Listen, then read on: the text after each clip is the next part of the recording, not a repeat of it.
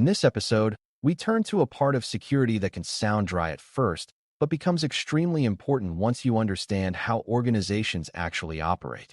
Legal and regulatory compliance is not just about paperwork, lawyers, or passing an audit at the end of the year. It is about understanding the external rules that shape how an organization collects data, protects systems, responds to incidents, keeps records, and serves customers in a lawful and responsible way.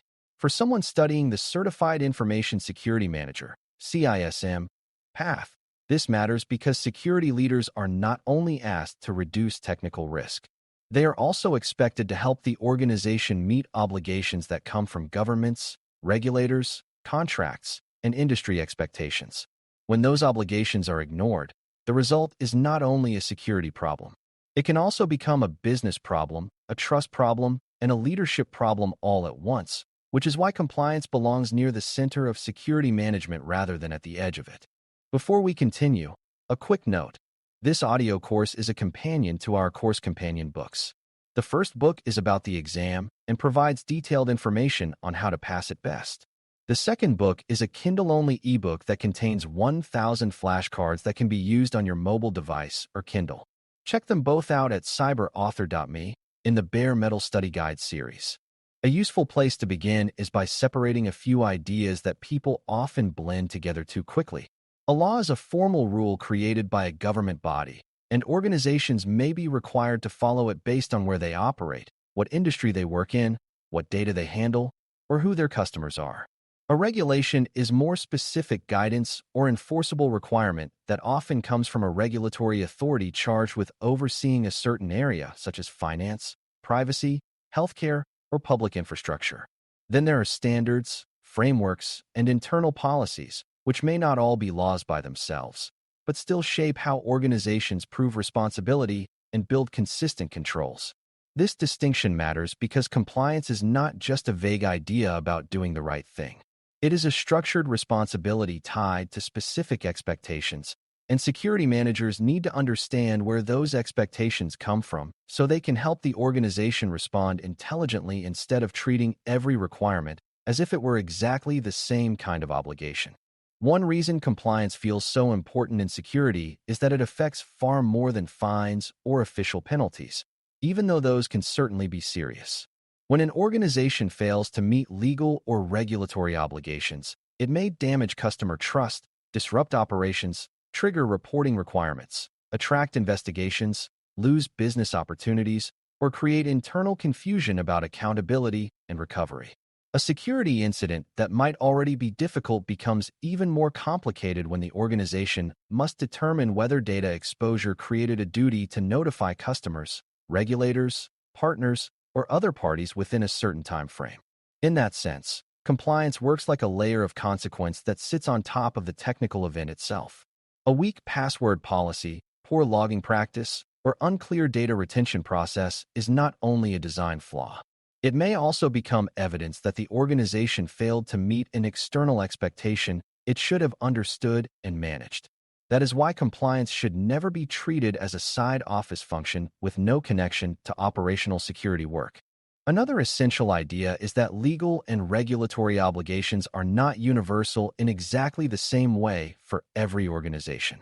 Requirements often depend on factors such as location, industry, customer type, data type, and business model.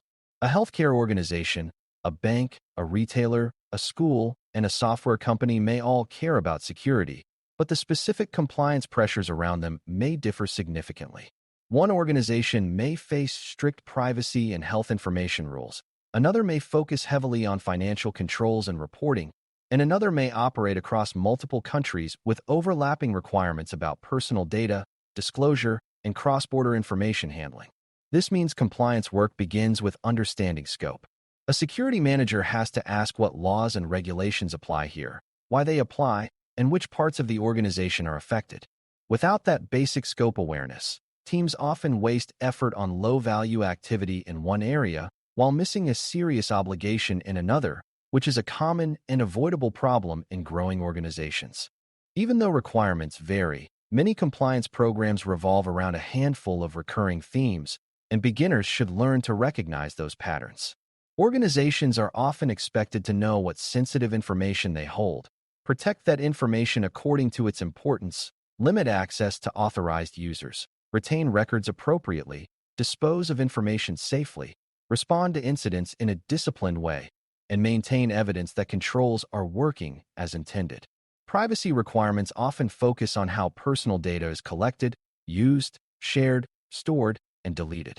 This can include information such as names, contact details, financial records, health information, or other forms of personally identifiable information, PII. Other requirements may emphasize business continuity, accountability, auditability, reporting, or protection of critical services.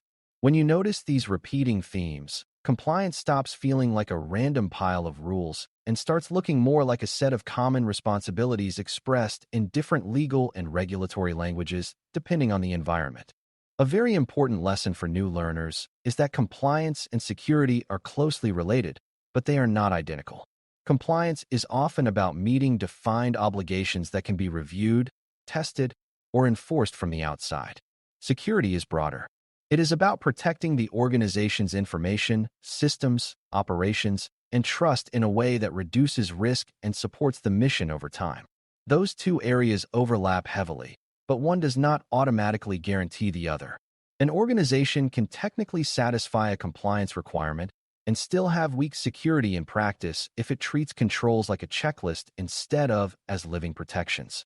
On the other hand, an organization can have strong technical instincts and still fail if it ignores reporting duties, documentation requirements, or legal responsibilities around data handling.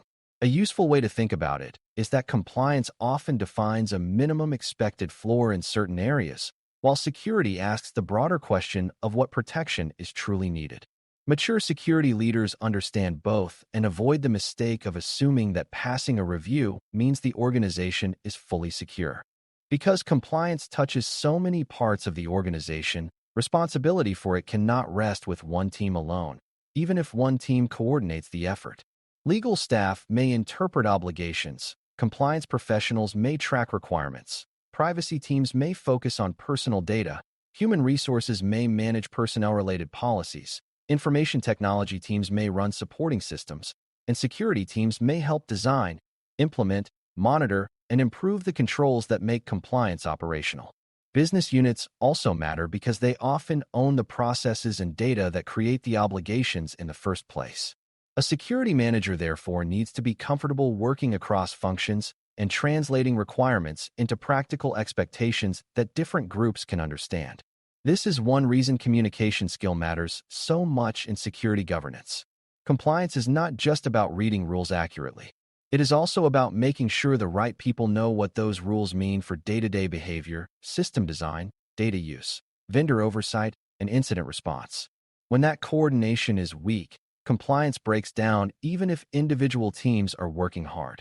A major part of compliance work is turning requirements into policies, procedures, and controls that people can actually follow.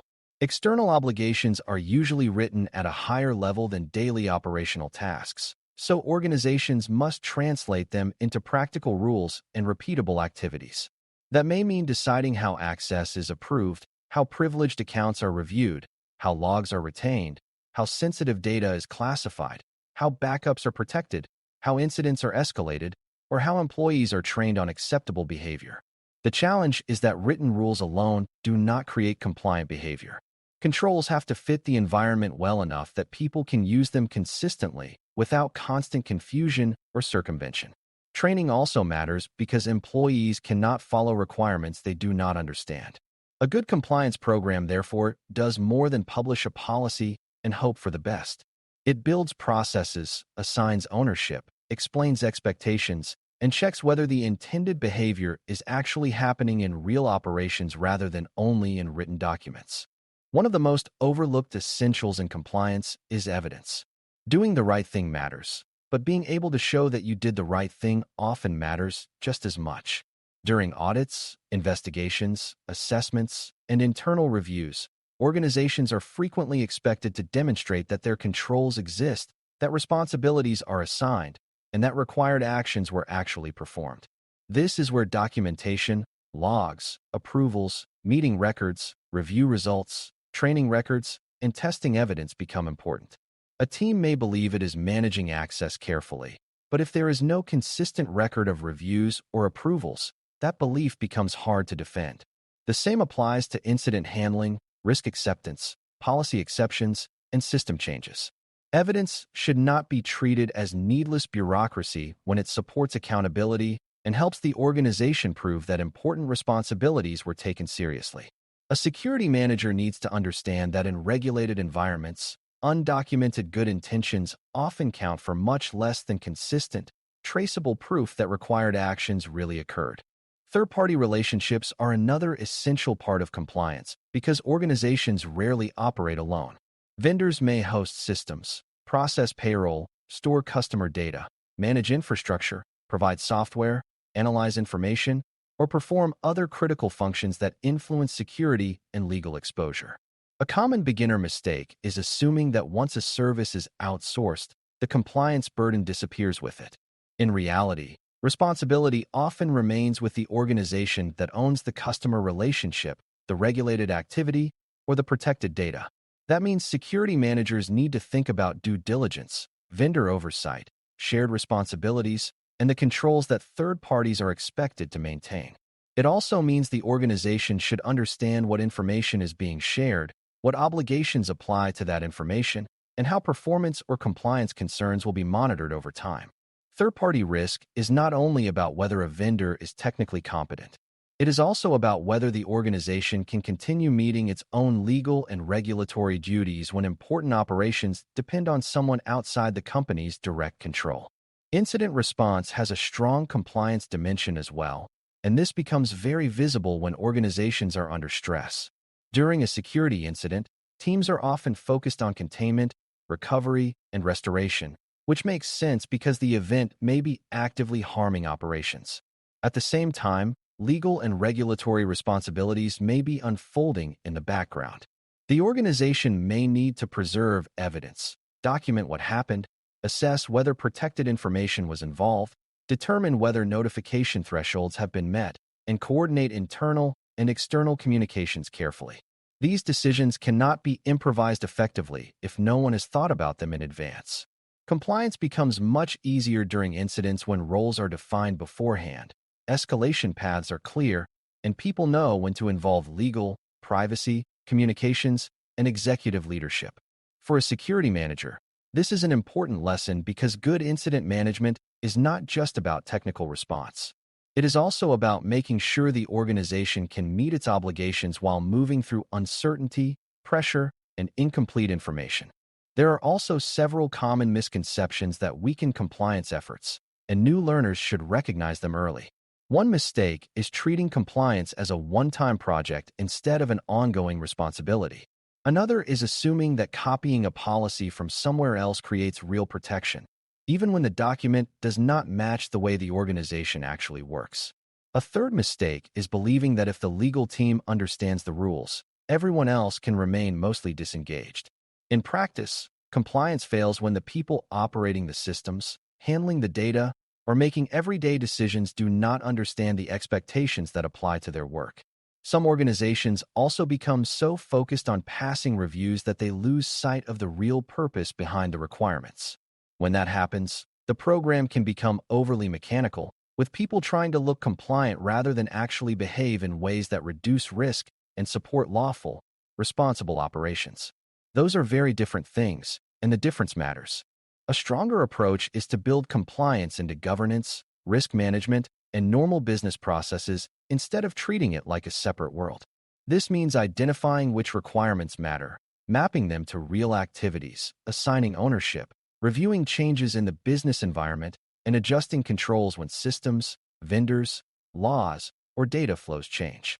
It also means creating a culture where questions about legality, privacy, retention, access, and reporting are raised early rather than only after a problem appears. Good compliance does not come from fear alone. It comes from clarity, repetition, accountability, and steady cooperation across the organization. Security managers support this by helping leaders understand the risk of noncompliance, helping teams translate obligations into workable controls, and helping the organization maintain visibility into whether those controls are still appropriate. In that sense, compliance is less about memorizing rule books and more about building disciplined habits that keep the organization aligned with its obligations as conditions evolve over time. When you pull these ideas together, legal and regulatory compliance becomes much easier to understand at a foundational level. It is the disciplined practice of identifying external obligations, understanding why they apply, translating them into operational expectations, and maintaining enough evidence and oversight to show that the organization is meeting them in a meaningful way. For a security manager, the essential lesson is that compliance is not separate from real security work. It shapes how data is handled, how controls are designed, how vendors are managed, how incidents are reported, and how trust is maintained with regulators, customers, and leadership. Organizations that ignore compliance often discover too late that technical fixes alone cannot solve the legal, reputational, and operational damage that follows. Organizations that handle compliance well are usually not perfect, but they are clearer about their responsibilities, more disciplined in their processes, and better prepared to make sound decisions under pressure. That is why legal and regulatory compliance is an essential part of modern security management and a core area of understanding for anyone taking the CISM path seriously. Thanks for listening. For more audio courses, daily newsletters, and more, please visit baremetalcyber.com.